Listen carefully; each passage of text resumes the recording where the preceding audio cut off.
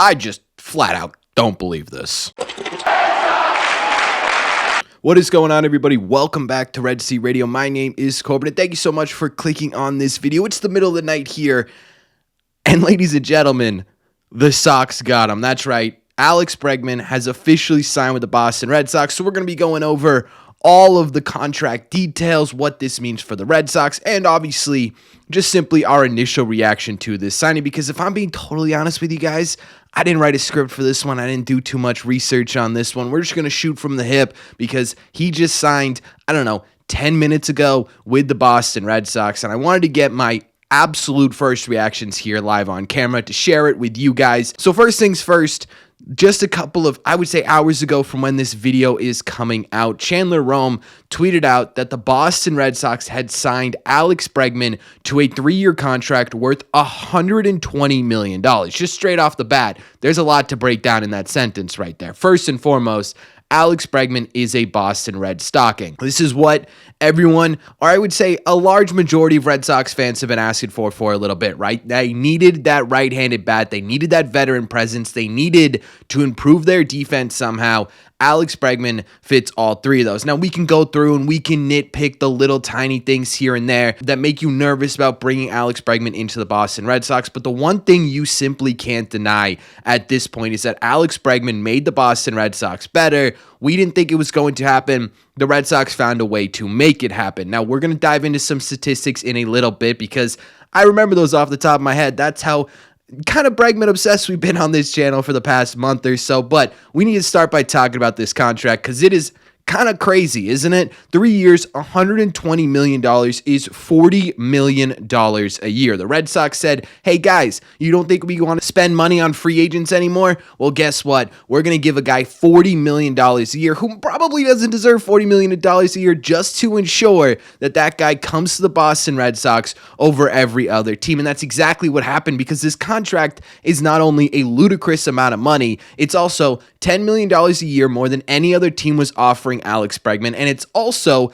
a deal that Alex Bregman took over a 6-year contract that was offered to him by another team. Alex Bregman chose the Boston Red Sox over a longer-term deal. Now, some of you guys are going to sit there and say this is just simply way too much money to spend on Alex Bregman. You're probably right? This is too much money, but I'm going to rebut that by saying who cares? It's not your money. It's not my money. It's a billionaire's money. And to be honest with you, John Henry should be overspending to get guys he wants onto this club. And that's exactly what he did with Alex Bregman. Now, this deal isn't a straight 3-year contract. It is a 3-year contract with opt-outs after the first and second year. This is a very similar deal to what the Cubs gave Cody Bellinger before he went over to the New York Yankees, right? It's a prove-it contract. It's this kind of thing we've seen from Boris's clients over the past couple of years. Essentially, this is more than likely, if he has a good season, a 1-year, $40 million deal. And I think this is kind of the perfect situation here for an Alex Bregman contract. This is what a lot of fans were most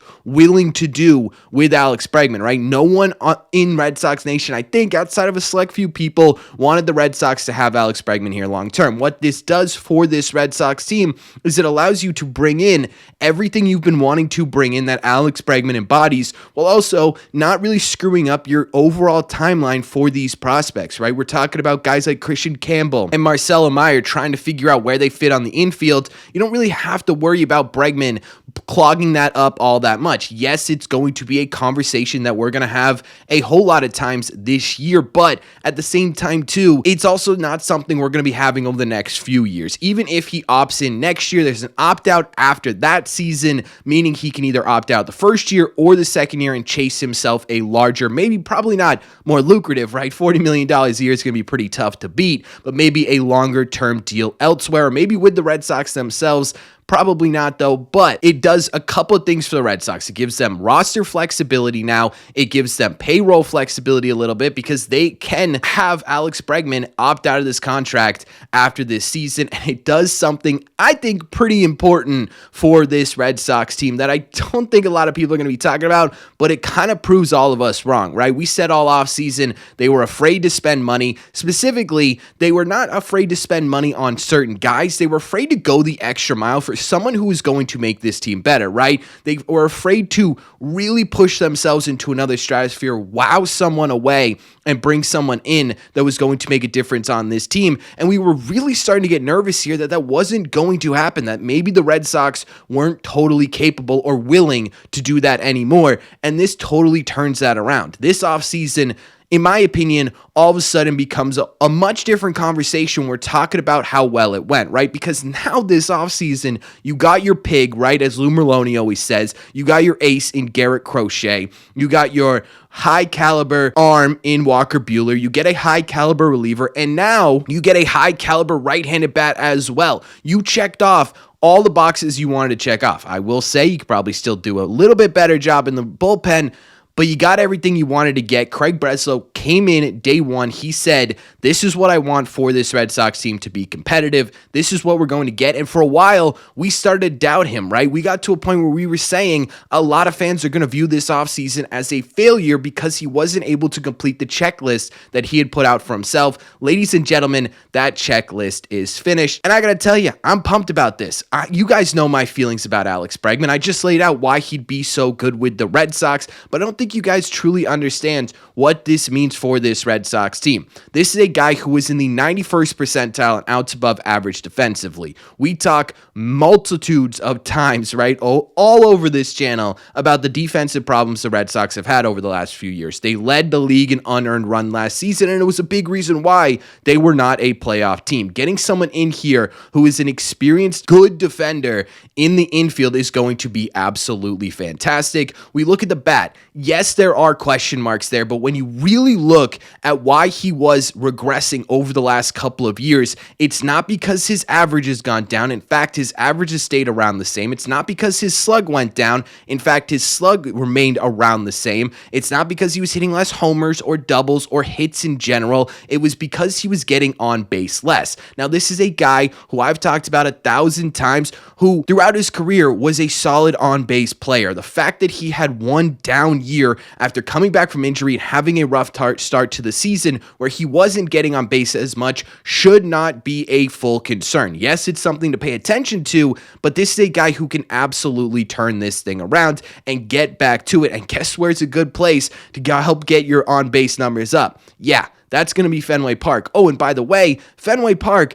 outside of Minute Maid Park is like Alex Bregman's best ballpark. This dude absolutely crushes at Fenway Park. So not only are you getting the good defense, you're getting the really solid bat. Yes, there are questions against left-handed hitters, or left-handed pitchers, but we talked about this before. You could bring in every right-handed bat in the league, and if Rafael Devers and Jarren Duran still can't hit lefties, you're still going to have a problem. The root cause of the Red Sox not being able to hit left-handed pitching is not the fact that they didn't have a right-handed bat. It was the fact that their lefties couldn't hit lefties very well. That needs to improve. Alex Bregman should help improve that. It's not going to be crazy numbers, but it is going to help that. The big thing, in my opinion, offensively, too, to add to this is not only the right-handed power, not only the right-handed contact, but it's the lack of strikeouts. Alex Bregman is a really tough guy to strike out. When you're looking at what were the biggest problems with the Red Sox offense last year, it was strikeouts. Everyone on this team had a high strikeout rate or a higher than normal strikeout rate, and it was a big problem in big situations.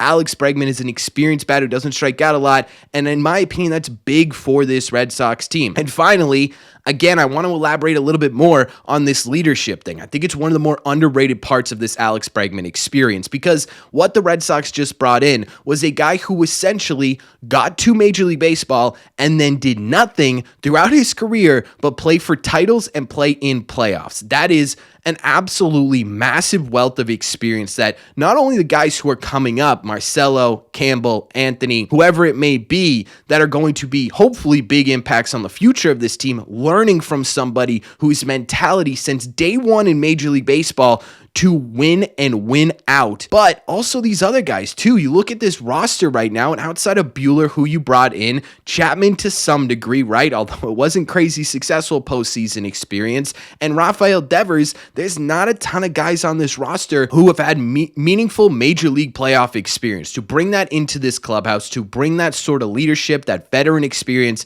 into this clubhouse is one of the more underrated parts of this Alex Bregman thing. And if you can't tell, again, no script, I'm just going off hip here. I am unbelievably excited for this Alex Bregman experience. This, to me, was what was needed to push the Red Sox over the edge. We've talked about it before. This was a wild card potential playoff team, right? We kept talking about how the Red Sox right now as a roster before Bregman were a solid team. And if everything went right, or if most things went right, not even everything went right, they would find themselves in the playoffs. I genuinely think Alex Bregman puts them in the conversation of being able to compete for this division. You have a really fascinating combination of players here. You've got experienced veteran guys now who have been impactful in big organizations. You've got young, extremely talented players at the major league level, and you've got young, extremely talented players fighting their way onto the major league level. So that's a really interesting combination for a team fighting for a playoff spot.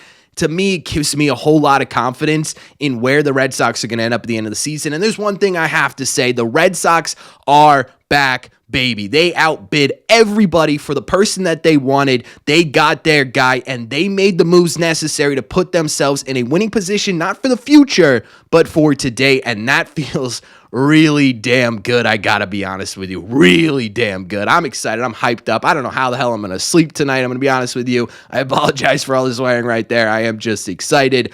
The other thing that this is going to mean, and we're going to dive into this in tomorrow's video, so pay attention to that, is what this means for everything else. Where does he fit on this roster? How do the Red Sox work him onto this team? And who needs to move for him to get some AB? So we're going to talk about all of that tomorrow. But for tonight, let me know what you're thinking. Are you as excited as I am about this deal? Do you think it's right? Do you think it's wrong? What do you think about the Red Sox signing Alex Bregman to a 3-year opt-outs after the first 2-year $120 million deal? Let me know all your thoughts in the comment section down below. As always, if you made it to the end of this video, do me a favor, make sure you've hit that subscribe and that like button. Helps these videos out a ton. It's the best way to let me know you're enjoying the content. Of course, you can always listen to these. All you got to do is head over to your favorite podcasting app and look up Red Seat Radio. Thank you all very much for clicking on this one, and I will see you in the red seats.